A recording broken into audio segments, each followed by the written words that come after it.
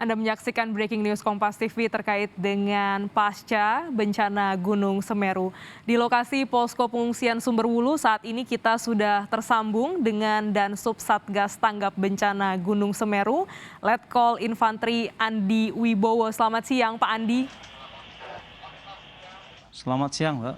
Ya, ini lokasi posko pengungsian saat ini masih dalam zona rawan bencana. Apakah ada rencana nantinya posko ini akan dipindahkan? Ya, setelah posko kami yang di Sumberwulu, ya, gabungan dari TNI, Polri, Basarnas, BNPB, BBD, Tagana, dan seluruh unsur relawan membantu penanganan bencana. Ada rekomendasi dari baik BMKG maupun PVMBG bahwa lokasi posko saat ini masih sangat rawan rentan terhadap dampak erupsi apabila terjadi, baik itu lahar maupun awan panas guguran, Mbak. Sehingga rekomendasi dari yang mempunyai kemampuan untuk mendeteksi tersebut bahwa posko harus bergeser di titik yang lebih aman. Dikarenakan sebagai unsur penolong harus memastikan bahwa lokasi tempat baik akomodasi dan istirahat dari seluruh personil dan pendukung baik itu dapur lapangan bisa mendukung garis belakang dengan aman. Kemana Pak rencananya nanti posko ini akan dipindahkan? Ke daerah mana? Sudah kami tinjau wilayah-wilayah yang representatif, aman, dan akomodasi pasukan maupun personil dan kendaraan bisa menampung seperti di tempat ini, dan tanahnya cukup keras sehingga kendaraan maupun personil bisa tertampung dengan baik termasuk pengungsi.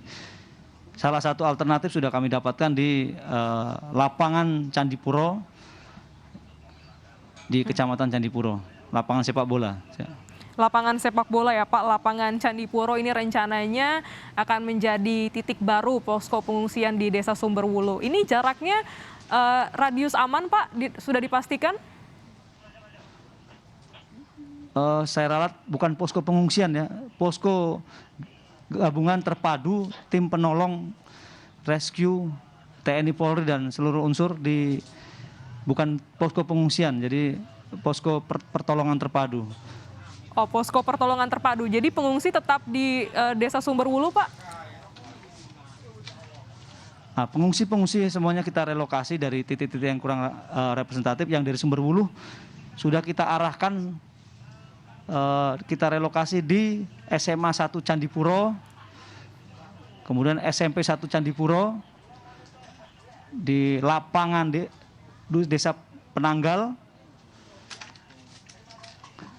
dan beberapa titik sekolah-sekolah seperti pondok pesantren di wilayah Candipuro maupun Pasirian yang lebih representatif. Baik, saya tegaskan sekali lagi Pak, untuk para pengungsi di posko pengungsian Sumberwulu ini akan direlokasi di sejumlah sekolah dan juga lapangan yang dipastikan ini tempatnya termasuk dalam radius aman, begitu Pak. Dan untuk tim gabungan TNI, Polri, BPBD, tim SAR, dan sebagainya, ini akan dipindahkan ke lapangan Candipuro ya Pak, untuk keamanan dan juga nanti melayani, membantu untuk dampak Semeru ini. Benar seperti itu, Pak? Iya, benar. Paling tidak hari ini atau maksimal besok sudah bisa operasional posko yang baru, sehingga perbantuan tidak terhambat. Kemudian titik ini akan digunakan oleh alat-alat berat yang ada di depan, seperti ekskavator, heksa, ataupun alat-alat yang lain yang dari TNI maupun dari PUPR dan BNPB akan kita geser ke lapangan ini, sehingga alat-alat juga dapat diamankan material. Jadi memang keselamatan menjadi yang utama ya Pak, bukan hanya pengungsi tapi juga tim yang bertugas, ini keselamatan menjadi hal yang utama. Pak Andi, ini boleh diceritakan lagi Pak, seperti apa situasi terkini di pengungsian saat ini? Sebelumnya para pengungsi ini mengeluhkan terkait dengan air bersih. Apakah ini sudah dibantu untuk distribusi air bersihnya Pak? Ya, kami laporkan untuk pengungsi dalam beberapa hari ini proses perbaikan baik sarana prasarana kekurangan kebutuhan dari para pengungsi. Masing-masing titik pengungsian ada koordinator yang bertanggung jawab, sehingga akan melaporkan kepada stakeholder di sini dinas sosial dipandu oleh satgas yang berlaku apa kebutuhan dan kekurangan di pos-pos titik-titik pengungsian seperti sanitasi, alas tidur yang paling sangat dibutuhkan, dan ini dalam proses pemenuhan kebutuhan tersebut. Bantuan-bantuan sangat banyak sehingga kita bisa mendistribusikan dengan benar. Di titik-titik sudah tersebar dan tergambarkan dengan pasti, bantuan-bantuan akan dapat disalurkan dengan tepat sasaran, Mbak. Ya, Pak, ini terkait dengan pengungsi begitu ya, Pak. Tidak hanya di posko pengungsian yang terpadu begitu secara berkelompok, beramai-ramai, namun juga ada yang berada di rumah-rumah kerabatnya. Apakah ini juga sudah terdata untuk diberikan bantuan juga, Pak? Iya, seluruh pengungsi baik itu di rumah-rumah saudaranya, bahkan ada laporan dari jajaran kami di koramil-koramil yang tidak terdampak seperti Koramil Kelakah, Ranujoso, ada beberapa yang sudah mengungsi di kerabat dan keluarganya, itu tetap kita data sehingga semuanya dapat apa yang jadi kebutuhannya, mereka melaporkan kepada mungkin kecamatan, koramil ataupun polsek setempat. Ini sudah terdata ya Pak, ini diupayakan dalam waktu singkat seluruh pengungsi yang mencari tempat aman bisa terdata dan tentunya kebutuhan-kebutuhan mereka juga bisa didistribusikan Pak. Ini yang juga menjadi sorotan laporan dari rekan-rekan kami di Lumajang. Di siang hari Pak, masih banyak pengungsi yang kembali ke rumah mereka, di mana rumah mereka ini termasuk rawan dari aktivitas Gunung Semeru. Bagaimana tanggapan Anda? Apakah memang larangan-larangan ini tidak diindahkan oleh para pengungsi? Iya, sebagian masyarakat masih ada yang apabila cuaca baik, hari pagi mereka kembali ke rumah masing-masing. Kemudian pada saat cuaca hujan ataupun malam hari, banyak masyarakat yang mengungsi kembali ke titik-titik pengungsian. Dan apabila titik tersebut cuaca sudah kurang baik dan kami informasi di garis depan pasukan akan mendapat informasi dari PVMBG di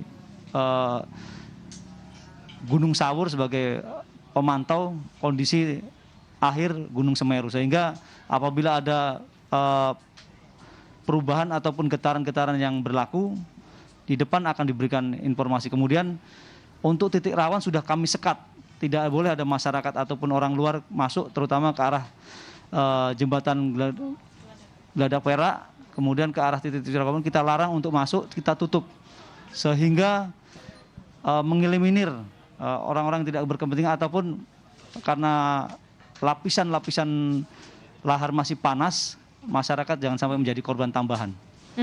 Pak, apakah warga yang kembali ke rumah mereka di siang hari ini sudah juga didata oleh tim gabungan di sana untuk memudahkan nanti sewaktu-waktu jika ada hal-hal, ada peningkatan aktivitas ini bisa segera diminta untuk evakuasi turun, Pak? Ya betul, di titik-titik pengungsian sudah didata jumlah laki-laki, jumlah perempuan dan jumlah anak-anak di pengungsian. Sebisa mungkin seluruhnya bisa terdata, memang masih ada fluktuatif jumlah pengungsi. Nah, itu upayakan untuk tetap terdata di titik tersebut sehingga terpantau.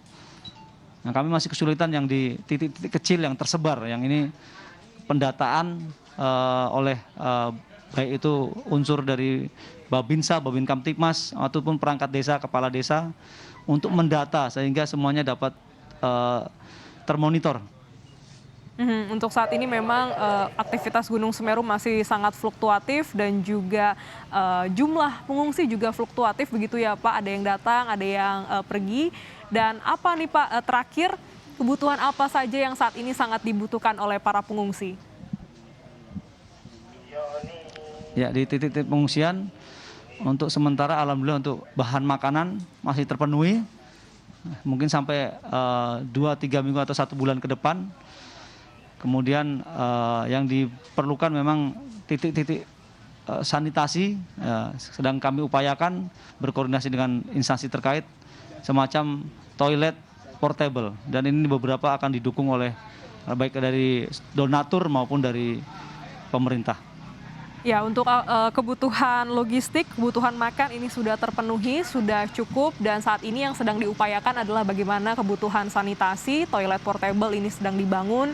Diharapkan dalam waktu dekat toilet ini ataupun juga terkait kebutuhan mandi begitu ya, ini bisa segera dibangun di sejumlah posko pengungsian. Terima kasih Letkol Andi Wibowo dan Sub Satgas Tanggap Bencana di Gunung Semeru telah bergabung di Breaking News Kompas TV.